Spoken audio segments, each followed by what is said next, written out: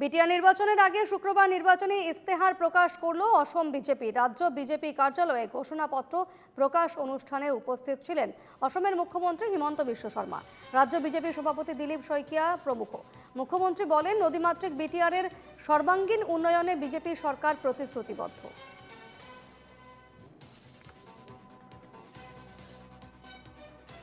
নির্বাচনী ঘোষণাপত্ৰত আমি বড়ো শান্তি চুক্তিৰ 100% ৰূপায়ণ, বড়োলেণ্ডৰ 26টা জনগোষ্ঠীৰ ৰাইজৰ বাবে সম অধিকাৰ, ভূমিৰ অধিকাৰ আৰু নিৰ্বাচন আৰু গণতন্ত্ৰৰ জৰিয়তে VCDCৰ নতুন ব্যৱস্থা আৰম্ভ কৰাৰ বিষয়ে আমি উল্লেখ কৰিছোঁ।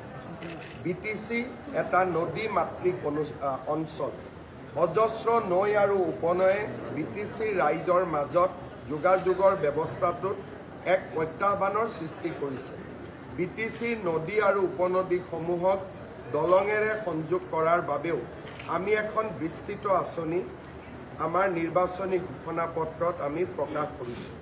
বড়োলেণ্ডৰ প্ৰতিটো মহকুমাতে উচ্চতৰ শিক্ষা অনুষ্ঠান স্থাপন আৰু প্ৰতিটো জাতি জনগোষ্ঠীৰ যি সংস্কৃতি তাক জীৱন্ত কৰি ৰখাৰ প্ৰতিশ্ৰুতিও আমি আমাৰ নিৰ্বাচনী ঘোষণাপত্ৰত প্ৰকাশ কৰিছোঁ।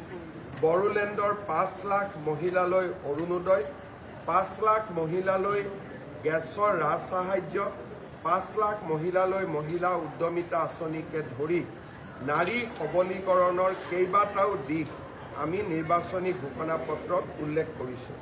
মই নিশ্চিতভাৱে বিশ্বাস কৰোঁ যে ভাৰতীয় জনতা পাৰ্টীয়ে এই নিৰ্বাচনত এক শক্তিশালী দল হিচাপে আত্মপ্ৰকাশ কৰিব আৰু বিটিআৰৰ ৰাজনীতিত এক নতুন দিগন্তৰ সূচনা কৰিব।